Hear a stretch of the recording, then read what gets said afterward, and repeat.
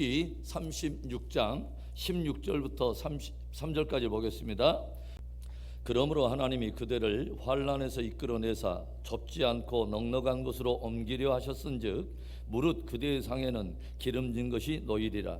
이제는 악인의 받을 벌이 그대에게 가득하였고 심판과 정의가 그대를 잡았나니 그대는 분노하지 않도록 조심하며 많은 뇌물이 그대를 그릇된 길로 가게 할까 조심하라. 그대의 부르짖음이나 그대의 능력이 어찌 능히 그대가 곤고한 가운데서 그대를 유익하게 하겠느냐. 그대는 밤을 사모하지 말라. 인생들이 밤에 그들이 있는 곳에서 끌려가리라. 삼가 악으로 치우치지 말라. 그대가 환난보다 이것을 택하였느니라. 하나님은 그의 권능으로 높이 계시나니 누가 그같이 교훈을 베풀겠느냐. 누가 그를 위하여 그의 길을 정하였느냐. 누가 말하기를 주께서 불의를 행하였나이다 할 수 있으랴. 그대는 하나님께서 하신 일을 기억하고 높이라. 잊지 말지니라. 인생이 그의 일을 찬송하였느니라. 그의 일을 모든 사람이 우러러보나니 먼 데서도 보느니라. 하나님은 높으시니 우리가 그를 알 수 없고 그의 횟수를 헤아릴 수 없느니라. 그가 물방울을 가늘게 하시며 빗방울이 증발하여 안개가 되게 하시도다. 그것이 구름에서 내려 많은 사람에게 쏟아지느니라. 겹겹이 쌓인 구름과 그의 장막의 우레소리를 누가 능히 깨달으랴. 보라, 그가 번갯불을 자기의 사면에 펼치시며 바다 밑까지 비치시고 이런 것들로 만민을 심판하시며 음식을 풍성하게 주시느니라. 그가 번갯불을 손바닥 안에 넣으시고 그가 번갯불을 명령하사 관역을 치시도다.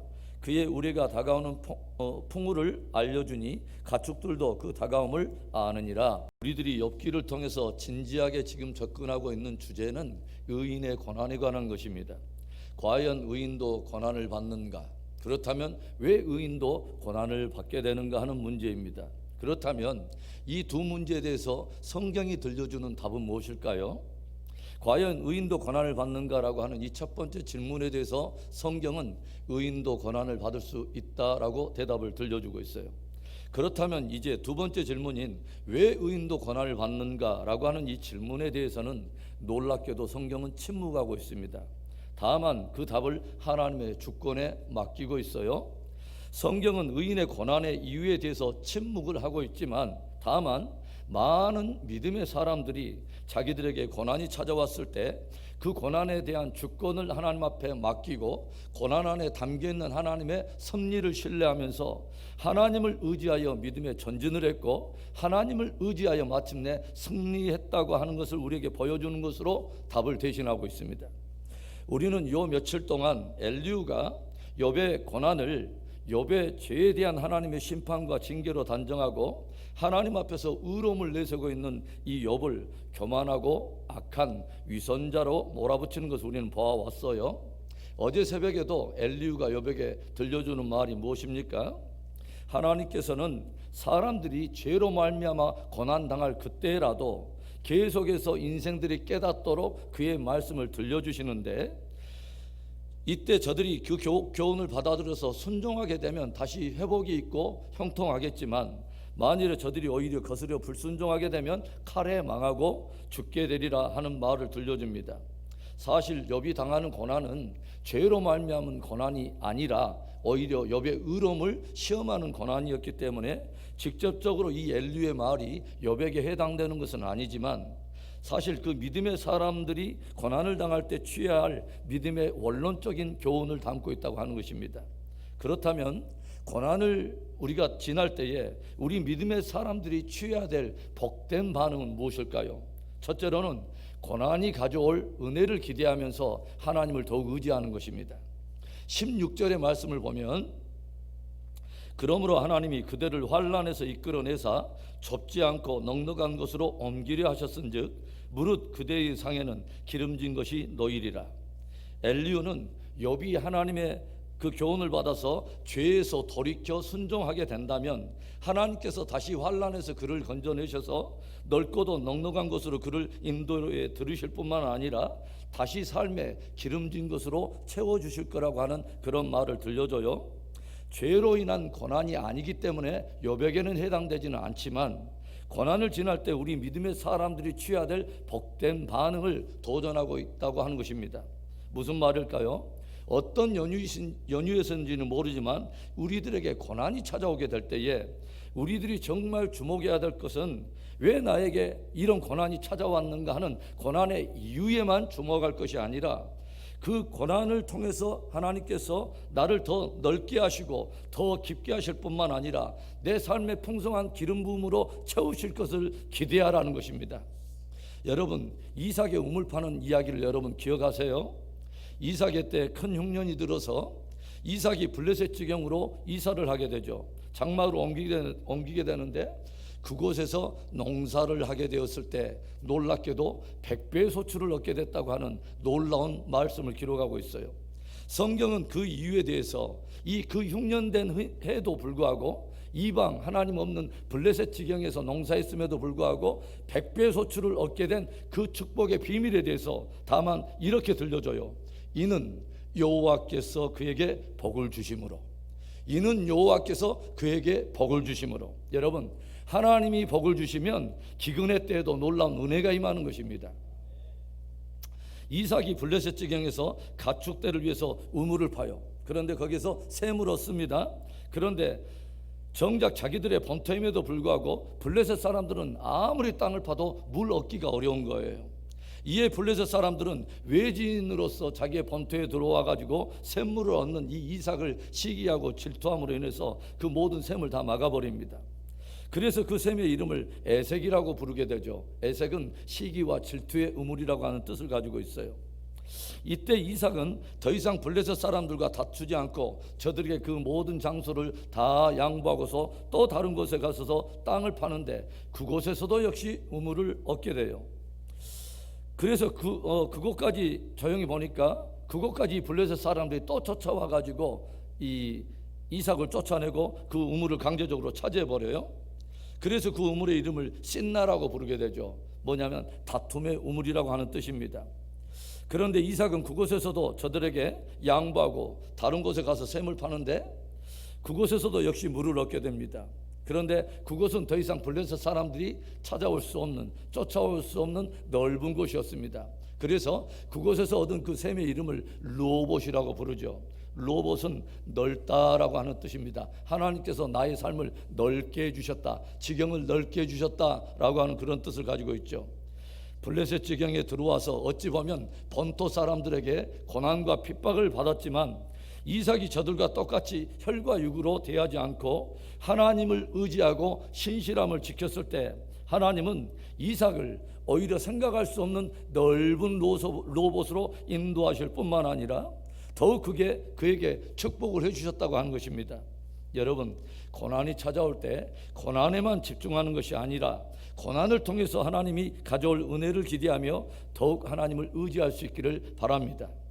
우리를 마침내 넓은 르호봇으로 인도하실 뿐만 아니라 기름짐으로 축복하실 은혜를 기도하며 끝까지 믿음 승리하는 복된 저와 여러분이 되기를 주의 이름으로 축원합니다.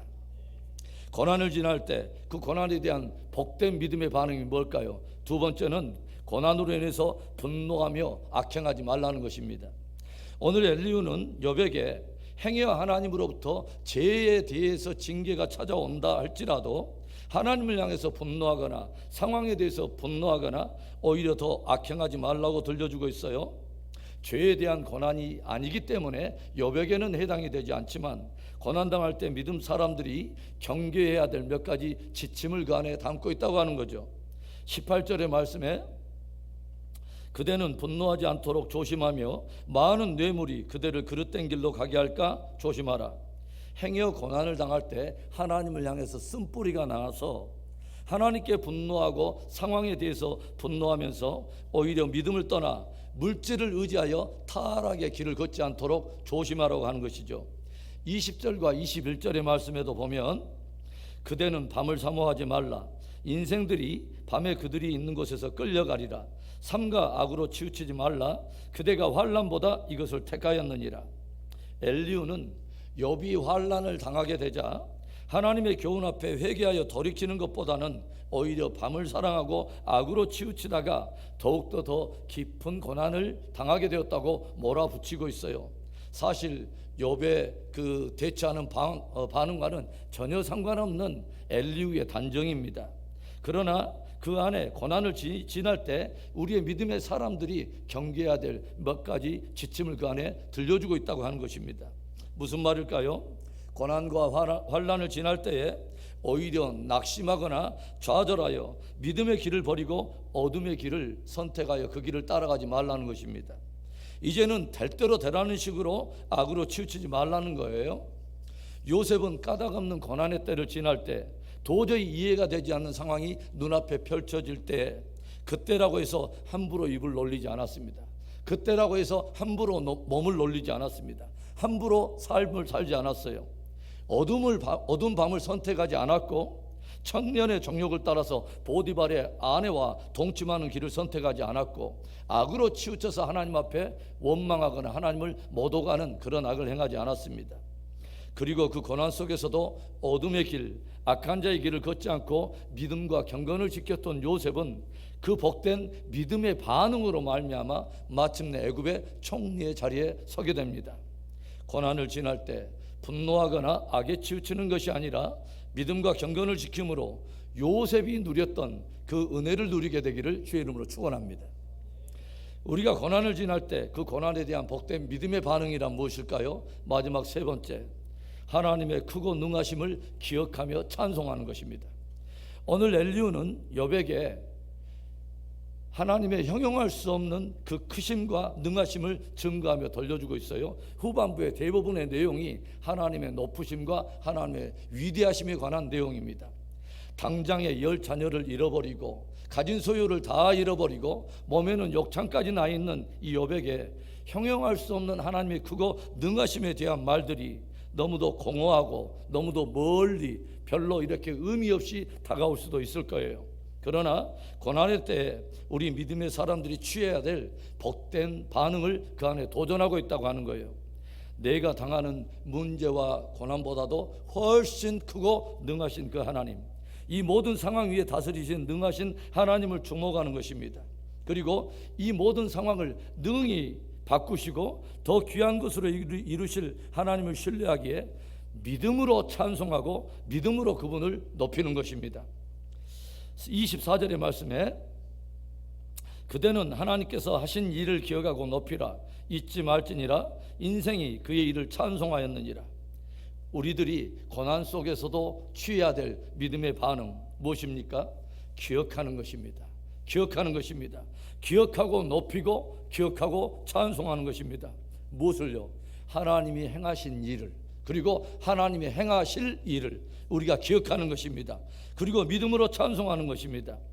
역대하 20장을 보면 어떤 내용이 나오냐면 모압 자손과 암몬 자손 그리고 세일산에 사는 에돔 족속 이 3개 연합 군대가 유다를 침공함으로 말미암아 유다 백성들이 오히려 수세에 몰려서 깊은 협곡으로 몰리는 위기 상황을 기록하고 있어요. 이때 하나님께서는 놀랍게도 한 선지자를 통해서 이 고난의 위기의 상황에 개의치 말고 너희들은 여호와를 찬송하라 라고 찬송을 도전합니다. 이때 이 선지자로부터 이 놀라운 말씀을 들은 유다 백성들은 도저히 찬송할 수 없는 위기 상황에도 불구하고 순종하여 입을 벌려서 찬송하기 시작합니다. 우리에게 향하신 여호와의 크고 진실하심이 영원하시도다. 우리에게 향하신 여호와의 인자하심과 그의 성실하심이 영원하도다. 그리고 성경은 저들의 찬송이 끝나자마자 이런 성경 구절을 우리에게 들려줘요. 역대하 20장 22절부터 23절의 놀라운 말씀이죠. 그 노래와 찬송이 시작될 때에 여호와께서 복병을 두어 유다를 치러 온 암몬 자손과 모압과 세일산 주민들을 치게 하심으로 그들이 패하였으니 곧 암몬과 모압 자손이 일어나 세일산 주민들을 쳐서 진멸하고 세일 주민들을 멸한 후에는 그들이 서로 쳐 죽였더라.